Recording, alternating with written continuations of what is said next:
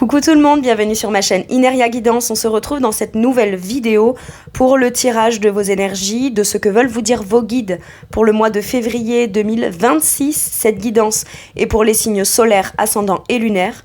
Elle ne peut pas parler à tout le monde puisque c'est une guidance générale. Donc ne prenez vraiment que ce qui vous fait du bien, ce qui vous aide, ce qui vous parle. Tout le reste, vous le laissez de côté. N'hésitez pas à aller voir aussi vos autres signes pour un autre message ou un complément de message. Pourquoi pas revenir un peu plus tard sur cette guidance puisque ce qui ne vous parle pas tout de suite pourrait vous parler un petit peu plus tard. Bien que pour cette série de guidances-là, j'aime à penser qu'au minimum ça vous apporte un peu de baume au cœur et qu'au mieux ça puisse vraiment vous aider puisque ce ne sont que des messages et des conseils bienveillants des guides. En description sous cette vidéo, je vous mets tous les tarots et oracles que j'utilise, ainsi que mon lien pour celles et ceux qui souhaiteraient réserver une guidance privée avec moi, le lien vers ma seconde chaîne YouTube, et puis voilà, je crois que j'ai fait le tour. Je vous fais tout plein de gros bisous et je vous retrouve sur la table. À tout de suite. C'est parti, nous allons voir pour qui sera cette guidance. Elle sera pour les Gémeaux. Bienvenue mes Gémeaux sur votre guidance et sur ma chaîne, j'espère que vous allez bien. Alors le tarot de la bienveillance sera la base de mes 3 lignes principales et je vous explique à quoi ça correspond au fur et à mesure. Alors en premier, mes Gémeaux, ce sera ce sur quoi vos guides sont fiers de vous sur ce mois de février. Sur quoi vos guides sont fiers de vous?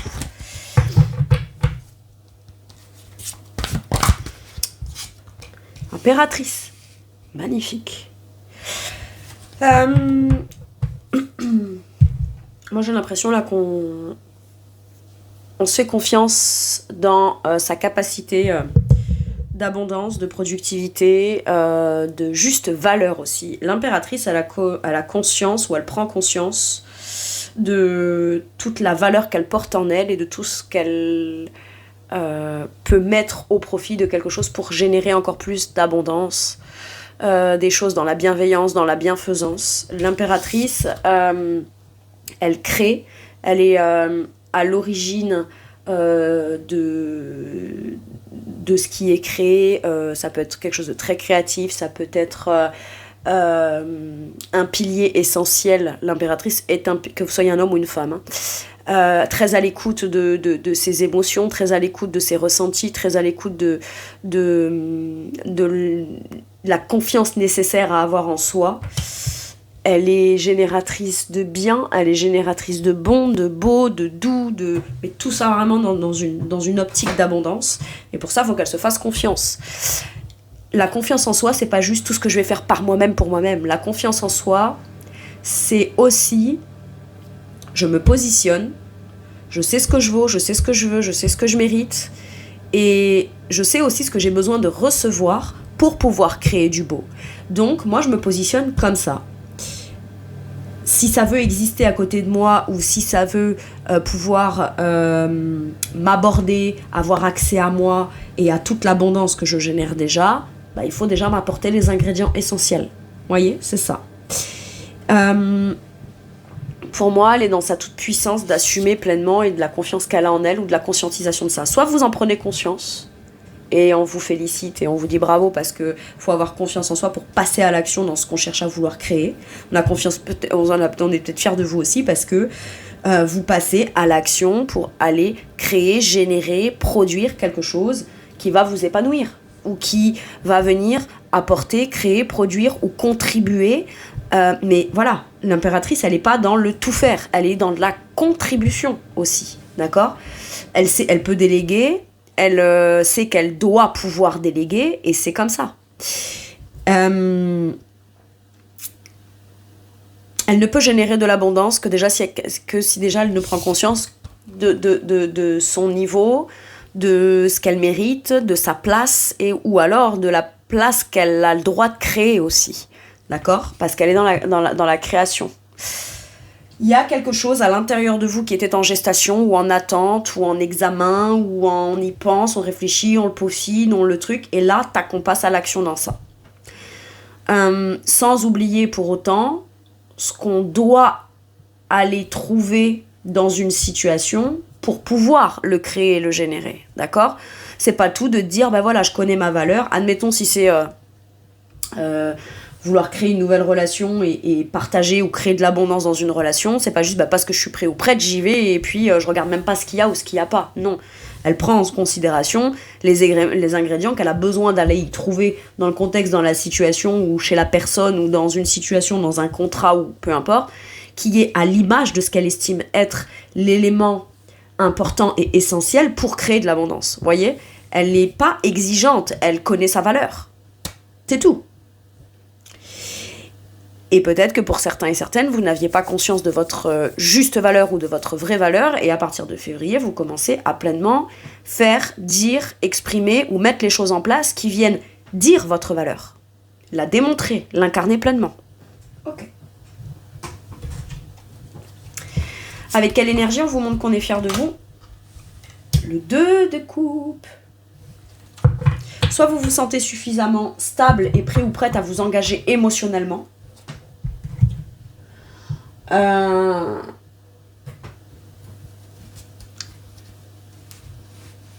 Soit vous vous laissez accompagner, soutenir, épauler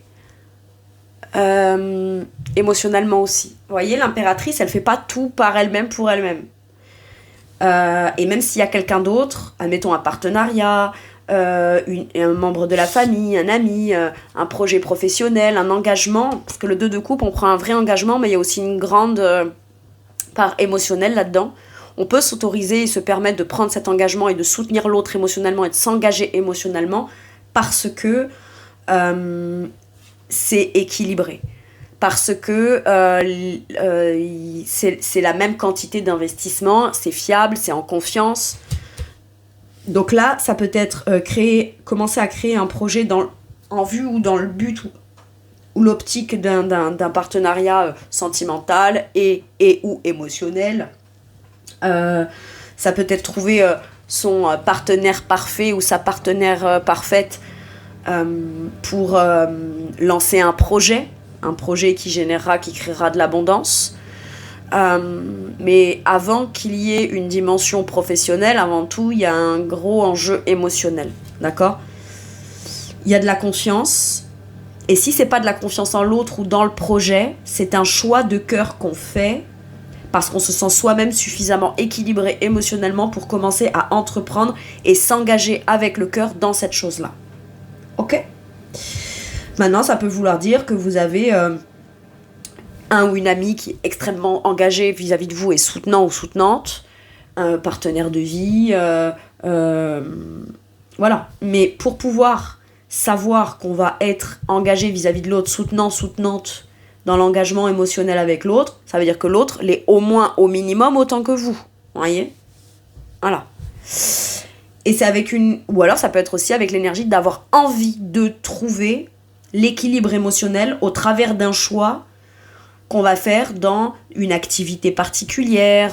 Voilà. C'est moi, mon équilibre émotionnel et mon engagement de cœur que je veux prendre, il est dans cette pratique, cette activité, ce projet, ce que je réfléchis depuis un moment, que je cherche à mettre en œuvre. Vous voyez, j'ai quelque chose comme ça.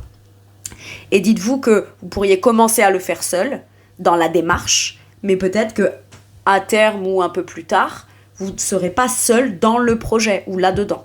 Ok ? Je peux avoir quelque chose comme ça. Le 2 de coupe peut vouloir me parler d'une rencontre ou d'un projet qu'on a avec une personne de cœur. Ok ? Quel conseil on vous donne ? Tempérance, waouh ! Prendre le temps de profiter aussi du processus agréable émotionnel. Pensez à votre bien-être. Pour du long terme, sur du long terme.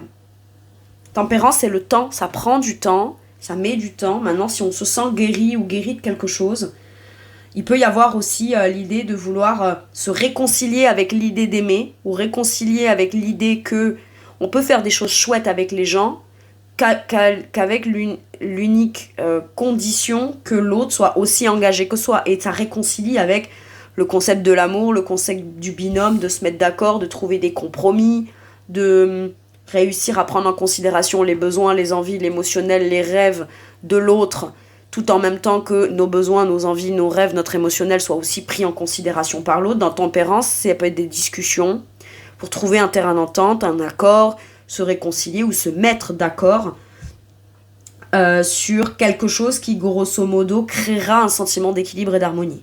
Ok ?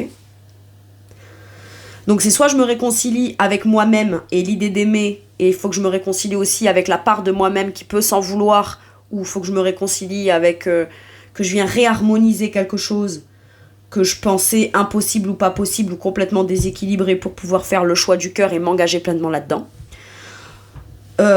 Soit tempérance, c'est vraiment un sentiment de retrouver une forme d'harmonie, d'équilibre et de plus de fluidité à l'intérieur de soi, de sentiments de guérison et d'apaisement ou de réapaisement, dans le but d'aller créer ou produire quelque chose qui a l'air d'être chouette pour vous émotionnellement, quoi. Maintenant, je peux avoir un terrain d'entente là qu'on trouve, mais pas juste, on est... Comment dire ? On n'écoute pas que la raison. On écoute aussi le cœur pour mettre en place les bonnes raisons de le faire. C'est surtout ça que j'ai. Ok. Allez, sur quoi vos guides vous poussent et vous encouragent ? Le magicien. On vous pousse à avoir confiance en vous et à commencer à entreprendre les choses dans ce sens-là, dans cette activité-là, dans cette démarche-là.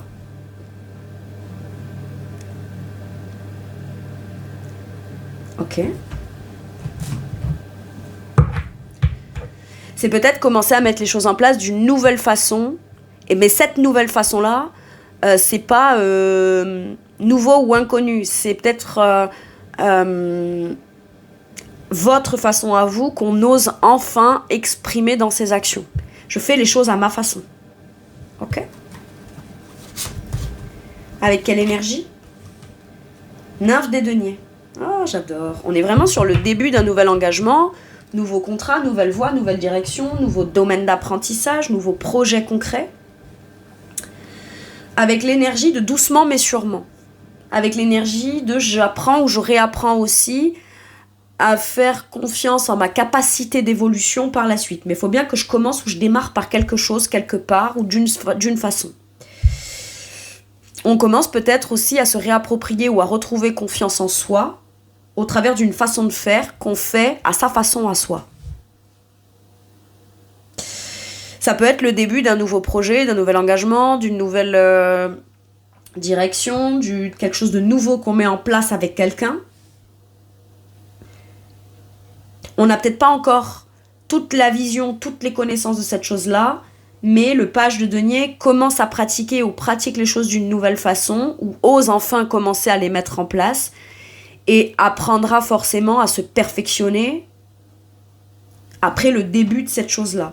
Ça peut être j'entreprends des nouvelles études ou d'étudier un nouveau domaine ou une nouvelle pratique ou quelque chose de nouveau, ou de mettre mon énergie, de me lever par exemple le matin pour aller faire quelque chose d'une façon nouvelle, où je peux un peu manquer de confiance en moi parce que j'ai l'impression de ne pas avoir encore tout à fait le savoir-faire, mais c'est une question de dextérité. À force de le faire, on deviendra plus perfectionné. Ok ? C'est comme l'apprenti pratique, là, le page de denier.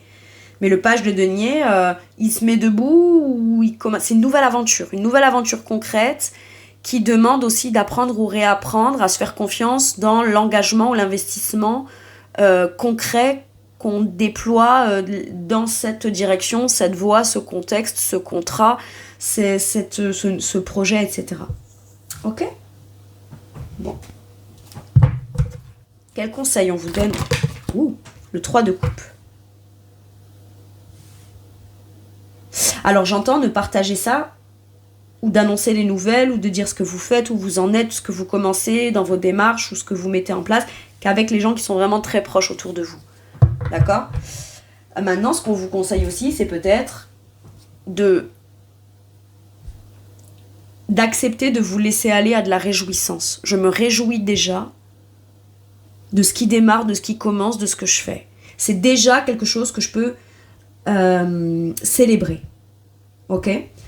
Le conseil qu'on vous donne, ça peut être aussi si vous avez ce sentiment ou ce besoin de vouloir en discuter, partager quelque chose pour aller trouver du soutien émotionnel, n'allez pas le partager pour aller demander l'avis ou la validation extérieure, même si c'est des gens importants pour vous, des amis, des frères, des sœurs, etc. On n'a pas besoin d'avoir la validation de qui que ce soit pour savoir ce qui est bon pour soi, d'accord ?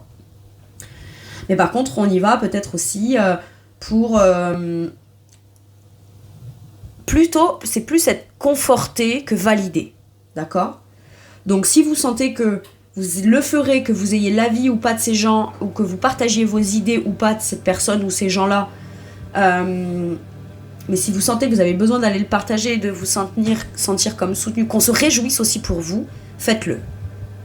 Faites-le. Maintenant, il peut y avoir l'idée de faire une proposition à quelqu'un et de partager ce nouveau départ, ce nouveau développement, ce nouveau projet avec quelqu'un avec qui on s'entend bien et avec qui on se sent en joie. D'accord ? Ok. Le 3 de coupe nous parle de festivité, nous parle d'évolution positive dans les relations. Et il y a quelque chose que vous avez peut-être à exprimer ou à partager avec quelqu'un d'autre ou les autres pour pouvoir vous dire « Ok, c'est maintenant, on le commence. On ne l'a pas encore réalisé, mais on commence, mais ça me fait déjà plaisir de pouvoir annoncer la bonne nouvelle. » Ok. Impec. Donc le conseil, profitez, partagez, vivez les instants de joie aussi que ça procure. On a le droit de se laisser aller à quelque chose de joyeux, de partagé, de festif. Pourquoi ? Parce que par moments, on peut faire les choses, on le sent bien, on sent qu'on est sur la bonne direction, sur le bon truc, sur le bon commencement, sur la bonne façon d'entreprendre les choses. Mais on peut aussi faire ça tout en même temps qu'on reste un peu sur ses gardes et qu'on se dit ouais bah attends, je vais quand même pas me laisser aller à trop de joie non plus parce qu'on sait jamais. Alors que là on vous dit ce que tu as déjà fait, compris, réalisé, mis en place, tu peux déjà le célébrer en fait. On te demande pas de faire une grande fête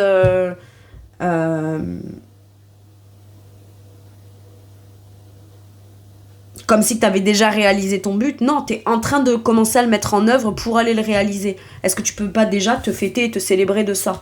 Tu peux déjà être très heureux ou heureuse ou content ou enthousiaste ou dans la joie au moins pour ça.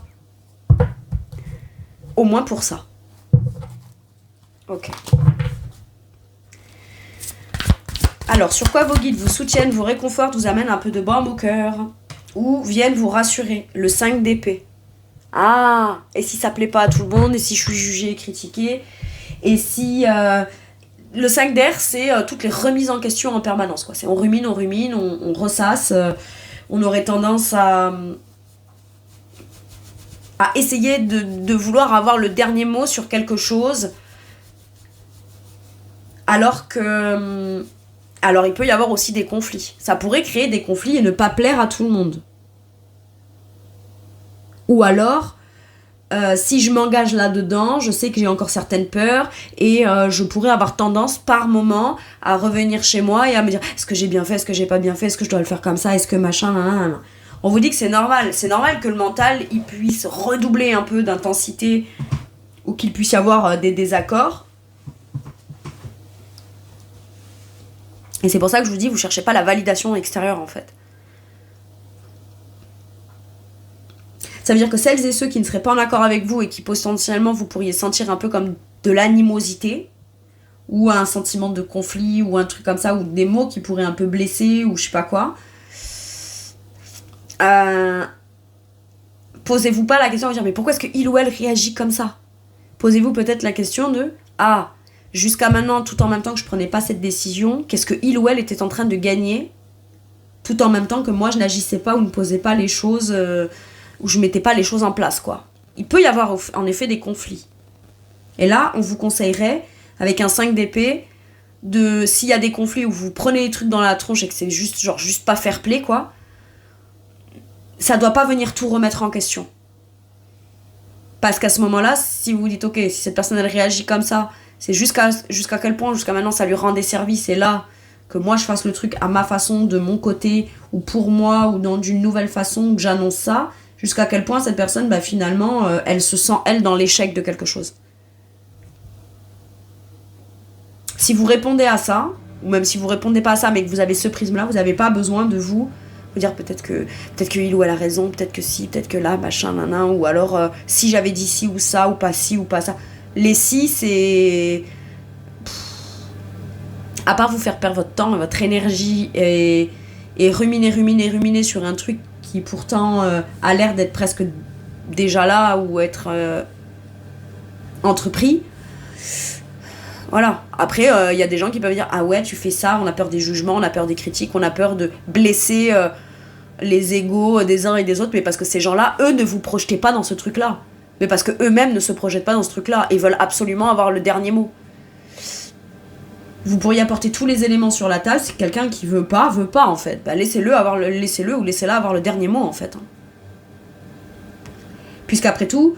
ce que vous commencez et ce que vous allez aller développer, ben, ça concerne votre vie à vous plus tard, pas la vie de cette personne.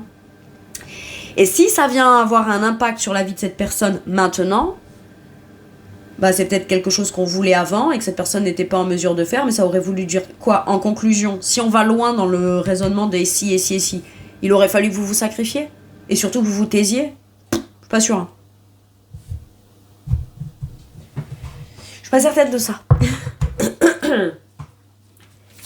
Allez, avec quelle énergie on vous soutient, on vous réconforte. Donc oui, il peut y avoir comme une résurgence du mental, des si, des je me pose 1 million de questions, etc. Mais on vous dit, t'inquiète pas, ça c'est momentané. C'est normal que, quelque part, tu t'essayes de remettre des choses en question. C'est parce que là, t'es clairement en train de faire quelque chose, enfin, ou à nouveau, ou pour une fois, où t'as l'occasion ou l'opportunité, ou alors c'est toi qui l'as créé, l'occasion et l'opportunité, de sortir d'un contexte tel qu'il était et où ben oui ça te pomme un peu dans ton esprit parce que ben qu'est-ce que ça va donner, ce que tu vas devenir, etc. Est-ce que tu vas réussir à atteindre des buts et des objectifs? Tu le sauras bien assez tôt en continuant d'avancer et de te développer dans cette direction ou dans ce domaine ou dans cette relation. Maintenant le 5 d'épée peut avoir tendance aussi à ruminer les trucs pour essayer de se tirailler l'esprit. C'est genre je m'arrache les cheveux pour voir si je vois ce que j'appréhenderais de voir qui me déplairait. Faites gaffe à ça. Faites gaffe à ça parce que si vous êtes pour le voir à un moment donné, vous le constaterez. Vous n'aurez pas besoin d'aller vous arracher les cheveux et essayer de comprendre. Il ou elle m'a dit ci ou ça, mais qu'est-ce que ça veut dire? Est-ce que ça veut pas plutôt dire ci ou ça, machin, nan. Allez demander à cette personne. Ouais, même donne pas de réponse. C'est déjà une réponse. Toi, t'as pas besoin de te faire des suppositions dans ta tête qui viendraient tout remettre en question. Parce qu'en fait, le temps qui passe quand t'es dans ça, tu t'en rends pas compte, mais c'est de l'énergie qui est déployée quand même, qui est pas mis au profit de ce que toi tu veux vraiment. Ok. Qu'est-ce qu'on a? C'est ça. Apaise ton esprit. Si tu vois que ça rumine, tout de suite t'as des peurs, ou des machins, ou des trucs où on te prend la tête, etc. Tais-toi, dis rien. Prends un temps de repos, tu réponds pas, tu réponds plus. Tu te calmes. Le 4 d'épée. L'autre veut rentrer dans des conflits. Le conflit ne peut pas être si tu réponds pas. Si tu réponds, ça va l'alimenter. Le 4 d'épée, ça peut vouloir dire... là, ça peut être des mots même très durs et blessants qu'on se dit à soi-même, si c'est pas des autres autour qui vous l'ont dit. Ou alors, ça peut être des choses que vous vous dites aujourd'hui parce que on vous l'a eu dit par le passé et qu'aujourd'hui, ça vous en faites une vérité. Alors que le 4 d'épée... c'est vraiment l'idée du temps de repos, de réflexion. Et de si quand j'ai les pensées stables et que je constate les choses avec beaucoup plus de calme et de stabilité dans mon esprit, je me rends bien compte que ce qu'on a voulu me faire croire de moi ou ce qu'on a dit de moi, jusqu'à quel point d'avoir été dur avec moi, ça venait conforter ou réconforter l'autre. Mais surtout si ça vient le ou la réconforter dans l'idée de je veux absolument avoir le dernier mot, en quoi ça vient rassurer cette personne, mais dans ses peurs.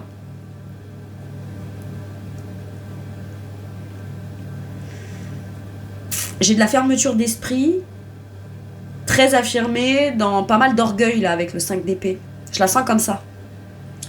Alors qu'on se dit, si je prends le temps d'y réfléchir 2 secondes, ou plus que 2 secondes, j'en reviens toujours à la même conclusion que finalement, mine de rien, moi, je peux avoir l'esprit tranquille. Ok ? Finalement, celles et ceux qui pensent que vous êtes envahis de pensées ou envahis de mental, de rumination, etc., en vrai, pas tant que ça.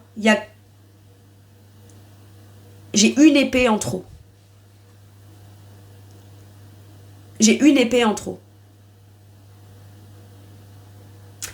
Après mûre réflexion, calme, repos, etc., ça peut être aussi des jugements et des critiques parce qu'on prend un temps de repos et quand on en tire des conclusions, on réfléchit à un projet, on le planifie dans son esprit, on l'écrit, on le truc, tout ça, on le dit qu'après. Et peut-être qu'il y a des gens qui vous ont pas vu venir dans ce que vous alliez dire, annoncer ou dire que vous allez commencer à faire, etc. Et peut-être qu'on pourrait venir, vous avez peut-être peur d'être jugé ou critiqué à l'idée d'aller exposer votre plan. Pourquoi ? Parce que le 4 d'épée, il planifie, il réfléchit, mais une fois que c'est fait, bon, il a beau tourner le truc dans tous les sens, il en revient toujours à la même conclusion stable, claire, qu'il faut arrêter de repousser à demain peut-être une démarche, une officialisation, une déclaration ou une inscription ou commencer à mettre en place quelque chose de manière concrète dans une démarche ou dans une pratique ou quoi.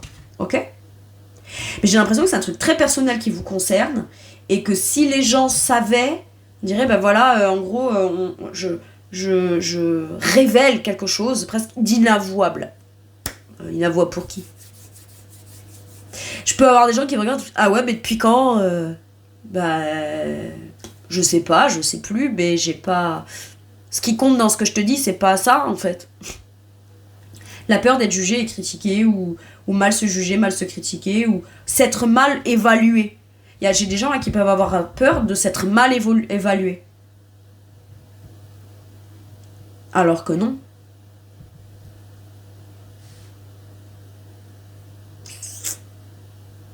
Et puis c'est pas orgueilleux de s'évaluer à sa juste valeur par contre.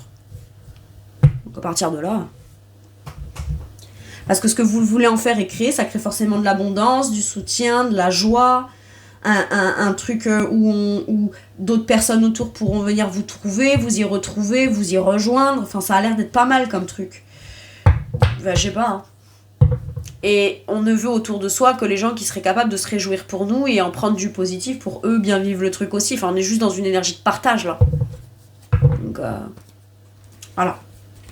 Quel conseil on vous donne ? Donc là, avec l'énergie de la réflexion, mais la réflexion calme, posée et apaisée. À chaque fois que vous voyez que le mental revient, vous avez tendance à partir dans des et si, tac.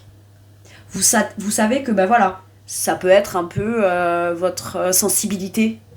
Ok ? C'est la sensibilité qui fait que tout de suite, tac, ça vient vous activer dans de l'auto-jugement, de l'autocritique ou la peur des conflits. Mais si tu réfléchis 2 secondes, s'il y a conflit, c'est soit parce que tu y rentres, mais c'est pas toi qui vas aller provoquer le conflit. Toi, tu cherches pas à provoquer un conflit, tu cherches à provoquer un vrai nouveau départ, satisfaisant, porteur, constructif, abondant, concret, épanouissant. C'est tout. Donc si ça crée un conflit avec quelqu'un, c'est que cette personne, elle veut quoi ? Elle veut pas ça pour vous ? J'ai l'impression que du coup, il y aurait peut-être pas besoin de réfléchir 107 ans, quoi. Si tu veux pas mon bien, tu dégages. Puis c'est tout. Ou alors, moi, regarde, je dégage. T'as vu, je vais faire mon truc et comme ça, moi, on n'a plus à se prendre la tête. Mais là, il y a besoin de mettre en place aussi peut-être une démarche afin, et c'est la démarche qui va faire qu'on va pouvoir sortir ou transformer la situation ou vous mettre en sécurité ou à part ou dans un espace plus reposant afin d'éviter des conflits aussi. Ok ? Ou en tout cas, faire en sorte que les conflits ils puissent plus être vécus. Quel conseil on vous donne ? Le 2 de bâton, ce que tu as planifié, il faut que tu commences à passer à l'action. Et j'ai encore ce 4 d'épée. C'est un projet que tu as, ou c'est quelque chose que tu envisages aujourd'hui avec beaucoup plus de stabilité dans ta tête. Le 2 de bâton, il a une vision des choses, il envisage les choses d'une certaine façon. Ou alors, c'est quelque chose qui n'est pas arrivé depuis un moment, mais à partir de maintenant, on commence à se projeter dans quelque chose.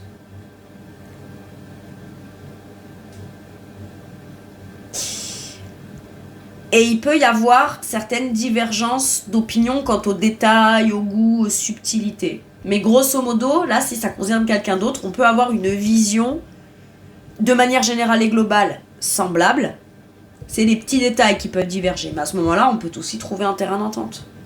Ou alors soi-même se dire, ok, là je chipote pour un petit détail et je me prends la tête, alors qu'en vrai, si c'est très important pour lui ou pour elle, mais que moi ça ne me coûte pas tant, pourquoi pas? Voyez, j'ai ça.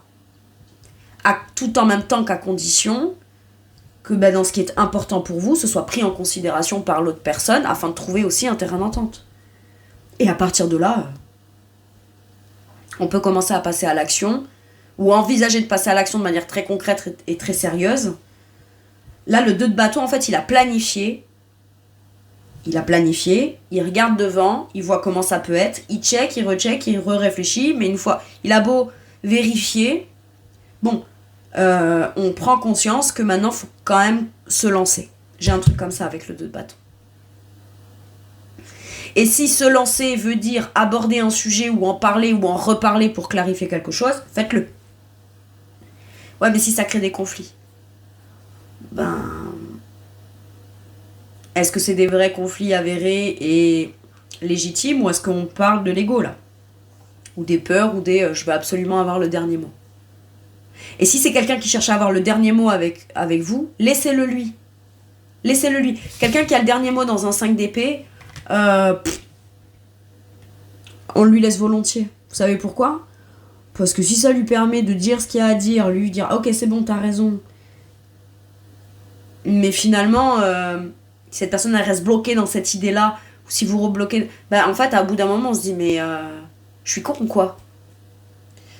Alors c'est pas bien de se le dire parce que c'est pas très sympa vis-à-vis de soi-même, mais ça a bien la preuve que non, parce que si on se dit je suis con quoi, c'est qu'on est capable de changer d'avis, et comme on dit, il y a que les cons qui changent pas d'avis quoi. Maintenant peut-être que cette personne ne changera pas d'avis, mais en quoi ça vous regarde, en quoi ça vous conseille, ça vous concerne vous? Ah, j'ai des gens qui disent moi c'est pour toi que je dis ça, hein. C'est un conseil que je te donne. Je t'ai pas demandé un conseil. Alors après c'est pareil, si vous demandez des conseils à quelqu'un, mais que la personne elle est plus dans le jugement et la critique, dites-lui bien, ça c'est pas un conseil ça. C'est un jugement, c'est une critique, c'est... Ok. Ah moi tu fais comme tu veux. Bon justement, voilà. Peut-être que c'est ça, je devais venir te voir pour que tu viennes me valider qu'au final je dois faire comme je veux. Merci pour l'info. Allez, salut. Tu sais où me trouver. Voilà. J'ai un truc comme ça. Maintenant, il peut y avoir aussi là l'idée de se dire, voilà, je vais commencer à mettre en place ce que j'ai planifié, j'ai réfléchi, je vais commencer à passer à l'action. Et je sais qu'à partir de là, ça va piquer un peu, quoi. Moi, l'autre, ça peut piquer un peu. Bon, ça piquera le temps d'avoir déjà pris suffisamment de distance vis-à-vis de ça. Est-ce que c'est si grave? Je suis pas sûre.